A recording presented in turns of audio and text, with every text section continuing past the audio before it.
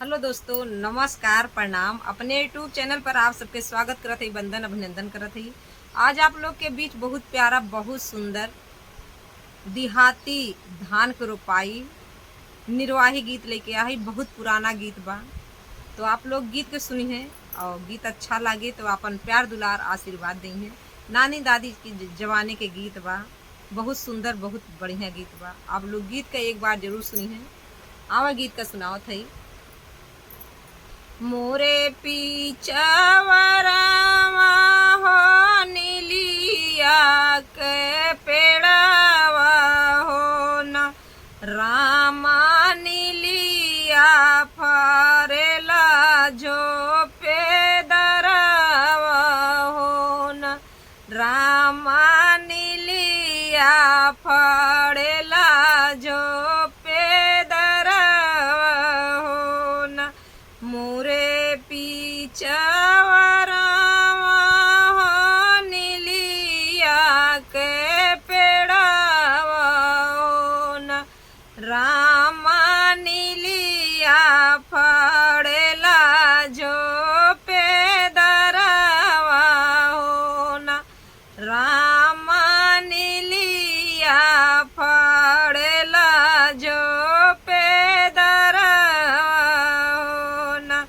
नीलिया मैं तोड़ी तोड़ी गगरी भराए हो न रामा गगरी भरल रस डबकई हो न रामा गगरी भरल रस नीलिया मैं तोड़ी तोड़ी गगरी भराए हो न रामा गगरी भरल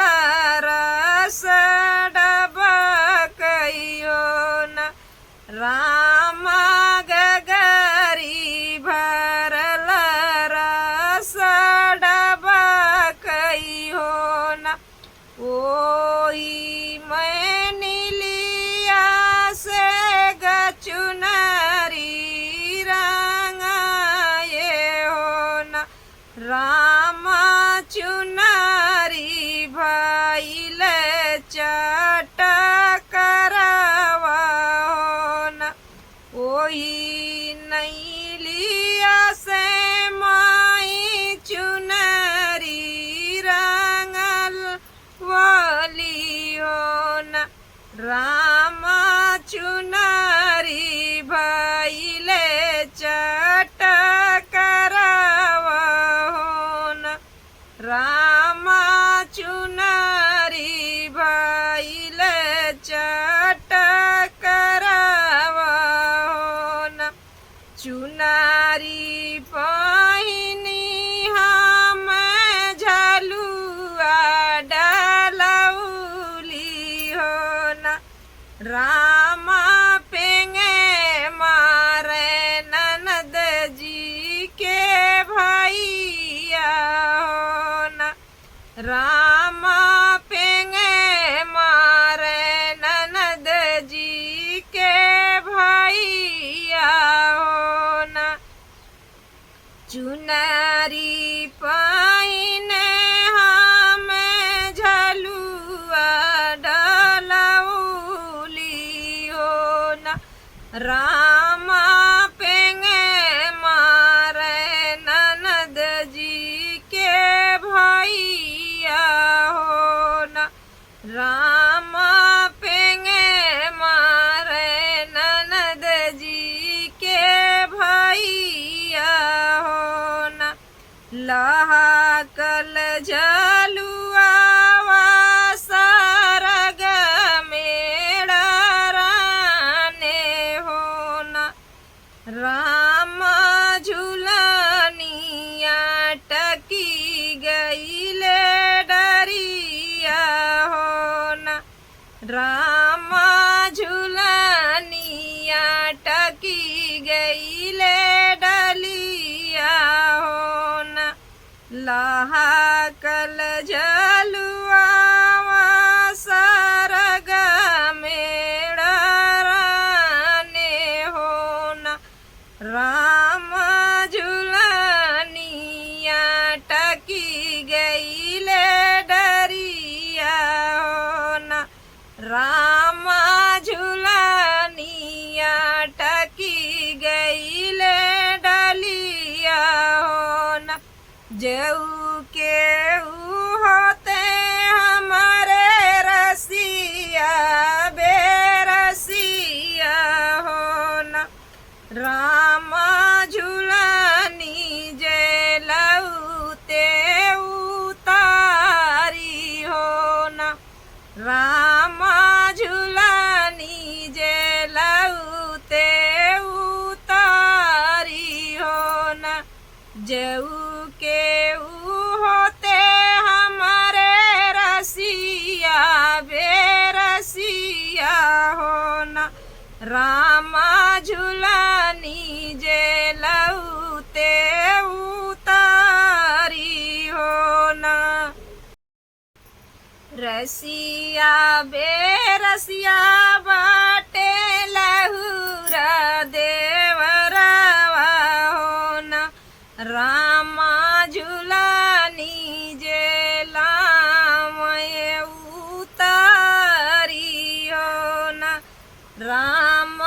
झुलनी जेलामय उतारी होना रसिया बेरसिया बाटे लहुरा देवरवा होना राम झुलनी जेलामय उतारी होना राम झुलनी जेलामय उतारी होना तू का तो देव देवरु हाथे के अंगूठिया होना देवर तोहारे बाहुआ गोल गले हरावा होना देवर तोहारे बाहुआ जोगे